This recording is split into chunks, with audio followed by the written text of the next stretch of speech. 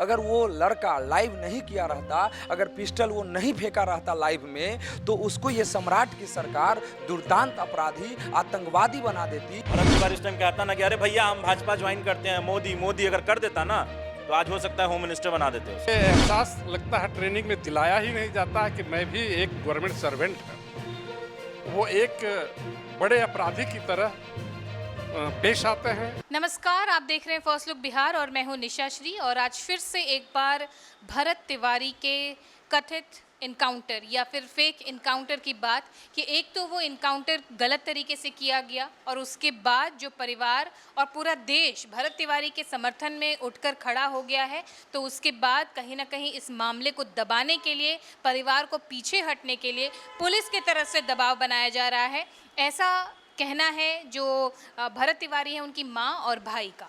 इसी मसले पर बातचीत करने के लिए हमारे साथ स्टूडियो में आज पॉलिटिकल और पत्रकार की दुनिया के जाने माने चेहरे जो हैं वो उपस्थित हैं। हमारे साथ हैं जुनैन खान जी जो कि भाजपा के नेता हैं, हमारे साथ हैं अनय राज जी जो कि जनसुराज के नेता हैं, इंजीनियर शिवनंदन शाह जी हैं जो कि आरजेडी से हैं और यूथ कांग्रेस से हैं आनंद कौशल जी, और हमारे वरिष्ठ पत्रकार रविंद्र कुमार सिंह जी हैं। सबसे पहले हमारे वरिष्ठ पत्रकार से ही जानेंगे कि आखिर एसपी द्वारा या पुलिस द्वारा जो भरत तिवारी के परिवार को धमकाने की बात आ रही है, इसके बारे में आप क्या प्रतिक्रिया देंगे? जी देखिए, भरत तिवारी कांड एक चर्चित कांड हो गया। यह कांड पूरे देश में चर्चा का विषय बना हुआ। इस स्थिति में मान लीजिए जो इनकाउंटर है, निश्चित रूप से इनकाउंटर फर्जी दिख रहा है। जो वायरल वीडियो है उस हिसाब से, और पुलिस के लोग माने भी हैं, जो अधिकारी हैं स्वीकार किए हैं, जिसके कारण जो इनकाउंटर में शामिल लोग हैं उन पर एफआईआर भी करा दी गई है। तो इस स्थिति में अगर एफआईआर कराए हैं तो दोषी को पहले गिरफ्तार किया जाना चाहिए, न कि उसके बचाव में, दोषी को बचाने के लिए उसमें उस परिवार को ही दबाव डालना चाहिए, डराना चाहिए, धमकाना चाहिए कि आखिर आपका भाई अपराधी था और आपको भी इससे नुकसान हो सकता है, ये सब अगर बंद नहीं हुआ तो इसका मतलब कहीं न कहीं न्याय को दबाने की कोशिश की जा रही है। और उसमें भी एक एसपी के द्वारा, एक आईपीएस अधिकारी है जो जिन पर यह आरोप उनके भाई लगा रहे हैं कि एसपी साहब जो से अलग बुला करके हमको बता रहे हैं कि तो तुम्हारा भाई अपराधी था, उसके साथ तो घटना घटी ही और तुम भी सचेत होता ना, तुम्हारे साथ भी इस तरह की घटना घट सकती है। तो एक बहुत ही गंभीर मामला है। एक सीनियर मतलब एक आईपीएस अधिकारी को इस तरह से नहीं करने चाहिए और उसमें न्याय मिलना चाहिए, न कि उसको डरा धमका करके उसको किसी तरह वह वापस हो जाए, सरेंडर कर जाए, यह निर्णय नहीं लेना चाहिए। इससे अराजकता की स्थिति और भी बनेगी। ठीक है, आनंद कौशल जी क्या कहेंगे आप? कहीं ना कहीं भरत तिवारी इनकाउंटर के बाद जो उबाल पूरी दुनिया, पूरे देश भर में उठा है, उसको दबाने का प्रयास कर रहा है प्रशासन और सरकार। देखिए, मैं बार बार एक शेर कहता हूँ राहत इंदौरी साहब का कि अब कहाँ ढूंढने जाओगे हमारे कातिल, आप तो कत्ल का इल्ज़ाम भी हम ही पे रख दो। तो भरत तिवारी के जो भाई हैं चंदन तिवारी, उनकी माँ है शायद आशा देवी नाम है, और चंदन तिवारी, उन दोनों को धमकाया गया है, बजाते कहा गया है कि तुम्हारा भाई अपराधी था और उसी की तरह तुम्हारा हाल करेंगे, मीडिया में बयान देना बंद करो। तो मैं ये कहता हूँ पूर्व के जो यहाँ पे पूर्व में जो घटनाएं हुई है, नीट छात्रा वाली जो घटना हुई थी, उसमें भी एसपी कार्तिकेय शर्मा, उनका भी लगभग यही रवैया था। आज हमारे वहाँ भोजपुर के जो एसपी साहब हैं उनका भी यही रवैया है। मैं भी एक बार जब अनशन पे बैठा था मैठी में, आप लोगों ने सब लोगों ने कवर किया था, उस टाइम भी यही मेरे साथ भी, क्योंकि मैं इसका भुक्तभोगी हूँ, तरह तरह का दबाव बनाया गया था SC ST एक्ट के तहत केस करने की मतलब लोगों में, मतलब थानेदार के द्वारा ये चीज़ें प्रायोजित की गई थी, लेकिन नहीं हो पाया वो चीज़। तो मैं इस चीज़ को भली भांति समझ रहा हूँ कि कोई भी आदमी सामाजिक कार्यकर्ता होता है, समाज का काम करता है, तो ना उसको समाज कोई पेंशन देती है, ना समाज उसको सुरक्षा देती है, प्रशासन उल्टे गोली मार देती है। उसके बाद भी अगर न्याय की बात हो रही है और न्याय के लिए जो कुछ लोग, जो उनकी कमाई है, ये भरत तिवारी की कमाई है। इनकाउंटर में तो यूपी में बहुत तेरे लोग मरे हैं, बिहार में भी बहुत तेरे लोगों का इनकाउंटर हुआ है। अभी कुछ दिन पहले यहाँ पे गोविंद शर्मा को अपराधियों द्वारा मार दिया गया है। तो कहाँ उस प्रकार का है? अपराधी था, मारा गया, लेकिन भरत तिवारी ने कुछ कमाया था ना समाज से, तो वो जो उसकी कमाई थी, अब लोग न्याय का मांग कर रहे हैं। लोग तो ये नहीं कह रहे हैं ना कि भाई उसको प्रधानमंत्री उसके भाई को बना दो। न्याय की अगर मांग कर रहे हैं तो न्याय कहाँ नहीं? अगर ये तो मतलब अंग्रेजी शासन में भी होता था कि भाई हम लोग को जो ट्रायल होता था वो फ्री ट्रायल, मतलब बढ़िया ट्रायल होता था, उसमें कोई प्रिजुडिस नहीं होता था, जज जो होते थे बढ़िया होते थे, जो कर्मचारी होते थे, जो पुलिस कर्मचारी होते थे, भगत सिंह का भी ट्रायल चला, वो ठीक है। यहाँ पर इनका ट्रायल नहीं चला, ट्रायल इनकाउंटर कर दिया गया, और अगर दोषी पुलिस कर्मियों को सस्पेंड किया गया है, गिरफ्तार किया, पता नहीं क्या क्या अपडेट है, मुझे उसमें क्लियर नहीं है अभी, तो मैं ये कह रहा हूँ ना कि ये सबको पता है कि उसने गन सरेंडर कर दिया था, उसके बाद उसको गोली मारी गई है, उसके बाद भी अगर परिवार को इस कदर धमकाया जाएगा तो कल हो के अगर बिहार का पूरी जो आवाम है वो सड़क पे आ जाए तो उसके बाद फिर सम्राट चौधरी जी के लिए और पुलिस कितनी गोलियां चलाएंगे, वो छातियां कम पड़ जाएंगी। इंजीनियर शिवनंदन शाह जी, आपसे जानना चाहेंगे कि इसको, ये घटना होने के बाद जो है वो लगातार सरकार पर निशानदेही की जा रही है, पुलिस प्रशासन पर सवालिया निशान उठाए जा रहे हैं कि आखिर किसी आवाज़ उठाने वाले को मार दिया गया, उसके समर्थन में लोग आ रहे हैं तो उसको भी धमकाया जा रहा है, क्या कहें? देखिए, भरत तिवारी के साथ जो घटना घटी है वो काफ़ी निंदनीय है और हम उनके प्रति संवेदना भी प्रकट करते हैं। कई वर्षों से बिहार पुलिस का जो रवैया है, न कि भरत तिवारी के मामले में, कई हजारों केस इस तरह से बिहार में हो रहे हैं जिसमें पुलिस की मानसिकता क्रूरतम देखी जा रही है। उनको ये एहसास लगता है, ट्रेनिंग में दिलाया ही नहीं जाता है कि मैं भी एक गवर्नमेंट सर्वेंट है। वो एक बड़े अपराधी की तरह पेश आते हैं आम जनता से, उनको सुधार लाना चाहिए।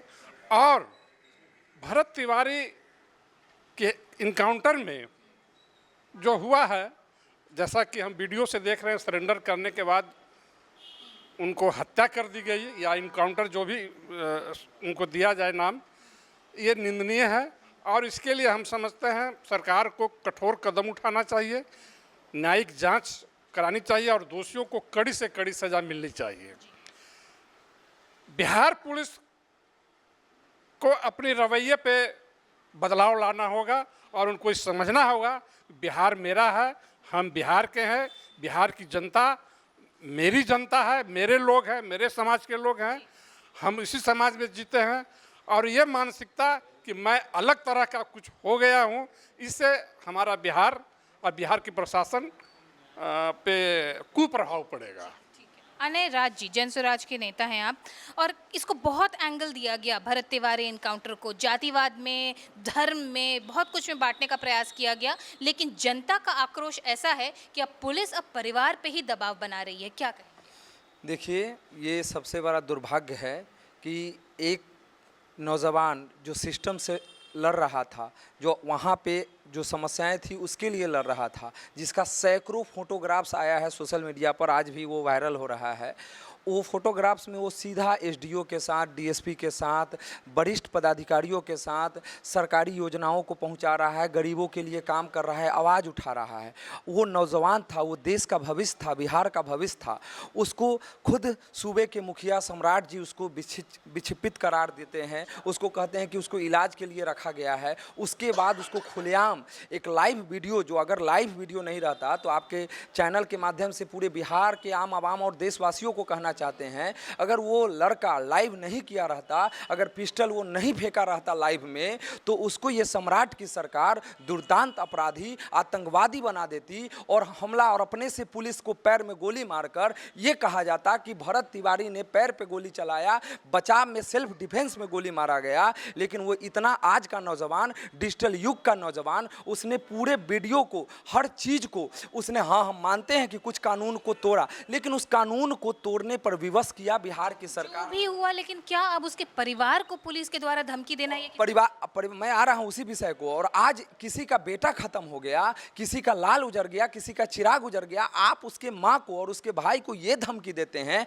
आईपीएस अधिकारी ये धमकी देता है कि भाई आपका भी छोटा बेटा का ये हाल होगा और आपका भी ये हाल होगा। तो उन पदाधिकारी को, सम्राट की सरकार को, एनडीए की सरकार को आपके माध्यम से चेतावनी देना चाहते हैं। बगल में ही हमारा मुल्क नेपाल है, आप बिहार को नेपाल मत बनाइए। बिहार का युवा अगर सड़क पर जाग गया तो बिहार के युवा सड़क पर अगर जाग गया तो आपको समझ लीजिए आप कानून व्यवस्था नहीं संभाल पाएंगे। आप किसी को हत्या करने का आपके पास राइट नहीं है। कसाब को ट्रायल फेस करने का हमारे यहाँ मिला था मौका और उनको पूरा ट्रायल करा के तब फांसी चढ़ाया गया था। कौन सा ऐसा बड़ा अपराध कर दिया था भरत तिवारी ने कि आप उसके परिवार को धमकी दे रहे हैं, आप उसके भाई को धमकी दे रहे हैं और आप कहते हैं? तो ये आपके लिए बहुत बड़ा है और आपको समझना होगा। ऐसा अगर करते हैं तो आने वाले समय में आप नहीं चला पाइएगा बिहार को। और बिहार में नौजवान अगर जाग गया तो उसके शहीदे मादरे वतन पर हर वर्ष मेला तो लगेगा, लेकिन आपका सरकार यहाँ पे नहीं चलेगा। ये उदाहरण आ रहे हैं कि अंग्रेजों के जमाने में भरत सिंह पर ट्रायल चले, आज के जमाने में कसाब को भी ट्रायल मिला। भरत तिवारी ने ऐसा क्या कर दिया था कि सरकार और पुलिस इतना ज्यादा आक्रामक पड़ गई? सबसे पहले भरत तिवारी से गलती हुई थी कि वो गैर कानूनी हथियार लेके वो खड़े थे। पुलिस आवाज तो वो आम आदमी का होगा। आवाम आवाज़ के लिए हथियार उठाने का इजाज़त हिंदुस्तान नहीं देता है। तो सबसे पहले ये लोग जान लें कि गैर कानूनी हथियार लेकर देंगे जिसके पास नहीं। पुलिस ने जो गलती की है उसकी जांच चल रही है और जांच का रिपोर्ट आते ही उनको कार्रवाई की जाएगी। वो जेल के सलाखों के पीछे होंगे।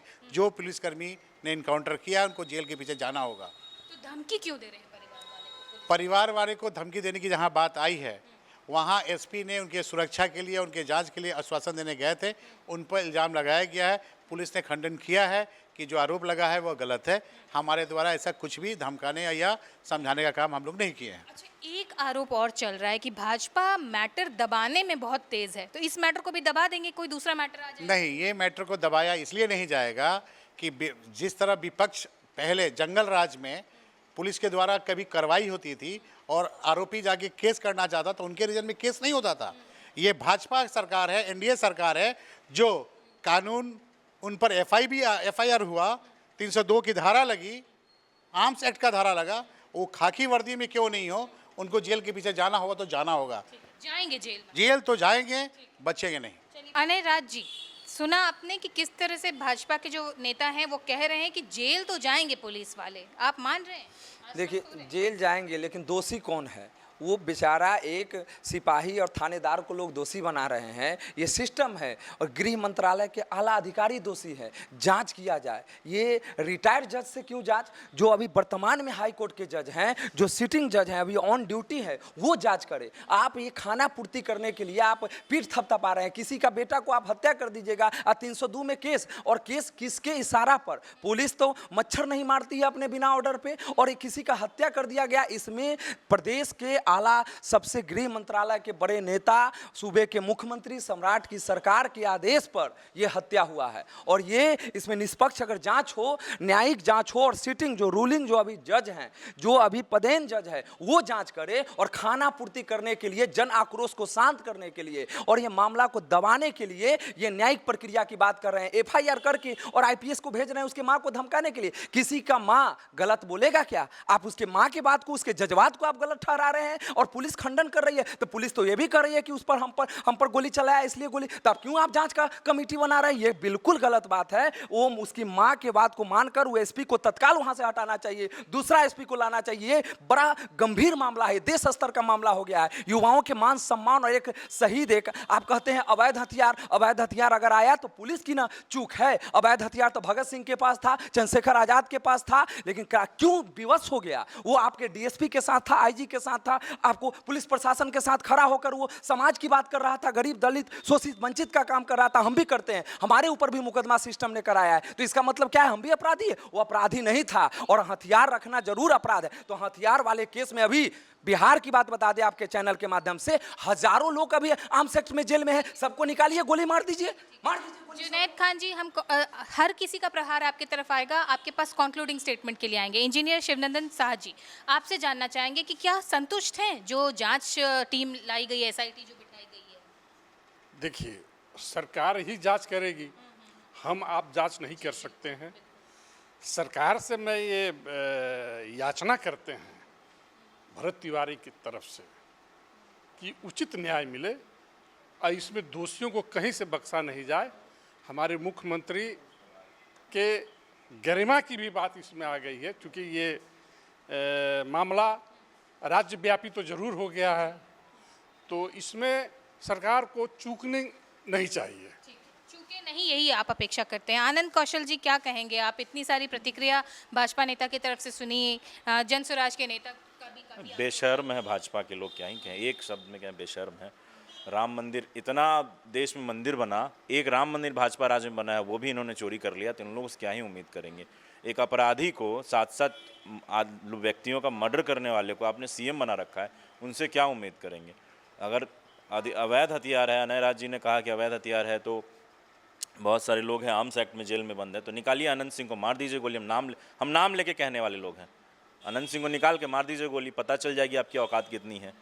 आप अगर अपराधी हैं और भाजपा में आप चले, वही अगर भरत तिवारी उस टाइम कहता ना कि अरे भैया हम भाजपा ज्वाइन करते हैं, मोदी अगर कर देता ना, तो आज हो सकता है होम मिनिस्टर बना देते उसको। क्या बोलेंगे ये लोग?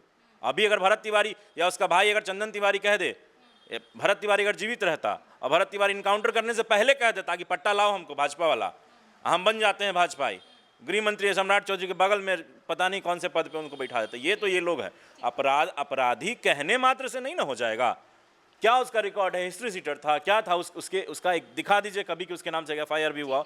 उसने मैडम सोने का लॉकेट बेच के और तब हथियार खरीदा था। कितना विक्षोभ में रहा होगा वो। जुनैद खान जी, आप प्रतिक्रिया देना चाह रहे थे, जितने भी आरोप जो है वो भाजपा के ऊपर लगे। हमारे भाई ने जो आरोप लगाया है, सबसे पहले इनको पता होना चाहिए कि इसकी जांच जो है वो जुडिशली से जांच हो रही है। लेकिन रिटायर जज से क्यों करा रहे हैं? जो हिंदुस्तान का एक सिस्टम है कि जांच किससे कराना, ये कोर्ट के द्वारा तय होता है कि जांच कमेटी कौन करेगी, सरकार तय नहीं। अभयानंद ने डीजीपी, पूर्व डीजीपी अभयानंद ने ही इसके ऊपर प्रश्न चिन्ह उठाया। उनका क्वेश्चन मार्क पता नहीं। गवर्नमेंट का जो गाइडलाइन है जांच करने का, कोर्ट का जो गाइडलाइन है उसी गाइडलाइन से जांच हो रही है, और जांच जो है निष्पक्ष होगी, मतलब साफ सुथरी जांच होगी। जो लोग भी दोषी होंगे उनको सज़ा मिलेगी। इसके लिए मौत पे से पॉलिटिक्स, सियासत करने की ज़रूरत विपक्ष को नहीं है। विपक्ष को जांच का इंतज़ार करना चाहिए, रिपोर्ट आएगी, नहीं कि अदालत बन जाना चाहिए विपक्ष को। सियासत कह रहे नहीं करने के लिए, सियासत मौत पे ना करे, नीट पे ना करे, तो मेलोडी पे करें हम लोग। मेलोडी पे, ये मेलोडी कितनी चॉकलेटी है। कंक्लूडिंग स्टेटमेंट के लिए बढ़ते हैं हमारे वरिष्ठ पत्रकार रविंद्र कुमार सिंह के पास। और उन जितनी भी बातें आपने सुनी, क्या लगता है आपको, अब क्या सरकार चेतेगी या पुलिस चेतेगी इस मामले में? जी, निश्चित रूप से सरकार को गंभीरतापूर्वक इसमें निष्पक्ष जांच की व्यवस्था करते हुए जो दोषी है उस पर कार्रवाई करनी चाहिए, न कि उसके परिवार के लोगों को एक आईपीएस अधिकारी जाकर के डरावे।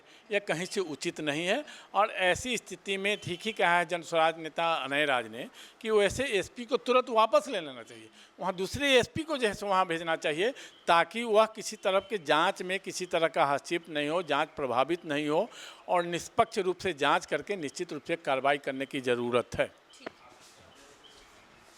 तो आपने सुना, सबकी बातों में एक आक्रोश तो है। भाजपा इसमें भले अपने आप को बचाव करने का प्रयास करे, वो कहे कि कानून संगत है या कुछ भी, लेकिन जनता का आक्रोश लोकतंत्र में जो है वो भारत के इतिहास में हमने कई बार देखा है। और इस मामले में भी जनता का आक्रोश क्या रंग लेके आएगा ये आने वाला समय बताएगा, अगर इस पर उचित तरीके से कार्रवाई नहीं की गई। अभी अपने विचारों को हमारे साथ साझा करने के लिए जितने भी मेहमान स्टूडियो पे मौजूद हैं उनको बहुत बहुत धन्यवाद। और इसी के साथ इस चर्चा को यहीं पर देते हैं विराम। आपके क्या विचार है कमेंट बॉक्स में ज़रूर लिख करके बताइएगा। फिलहाल के लिए दीजिए इजाज़त, धन्यवाद।